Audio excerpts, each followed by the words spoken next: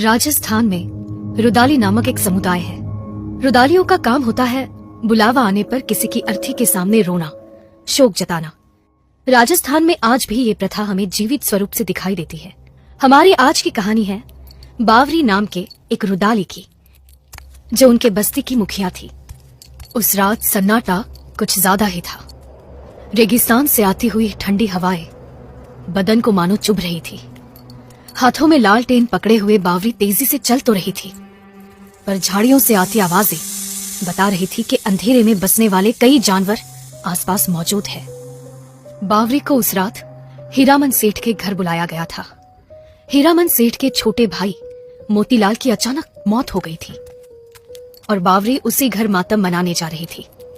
बाकी रुदालियां कुछ देर बाद हीरामन सेठ के घर पहुंचने वाली थी। दूर से बावरी को हीरामन सेठ का घर दिखाई दिया और उसकी चाल जरा सी धीमी हो गई। बावरी एक अनुभवी रुदाली थी। मौत का साया उसे दूर से ही महसूस हो जाता था। बावरी ने एक बार अपने हाथ पर बांधा हुआ ताबीज छुआ और आगे बढ़ी। चलिए ना, अंदर चलिए। हाँ। बावरी आ गई? चलो शुरू करो, हमारे पास ज्यादा समय नहीं है। मोतीलाल जी की अचानक कैसे मौत हो गई? ये जानना तुम्हारे लिए जरूरी नहीं है बावरी।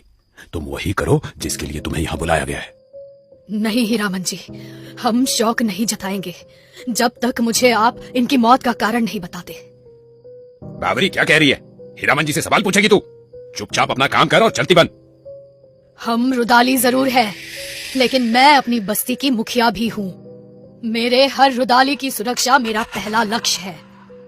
मोतीलाल जी की मौत आम हालात में नहीं हुई है शायद। यहाँ मुझे कोई अघोर साया महसूस हो रहा है। आप किसी और बस्ती से रुदालिया बुला लीजिए, लेकिन हम में से कोई आज शोक नहीं जताएगा।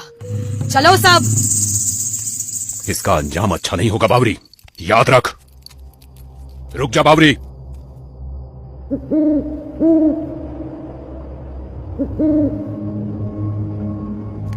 सुनिए,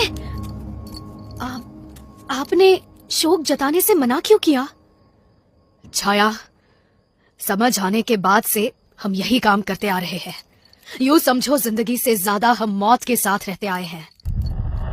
इतने सालों में मौत से इतनी गहरी पहचान हो गई है कि उसके हर पहलू हम जान सकते हैं। मोतीलाल की मौत अघोर मौत है। उसके शव पर रोना खतरे से खाली नहीं।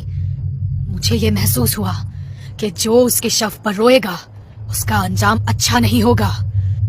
मैं नहीं चाहती मेरा कोई भी साथी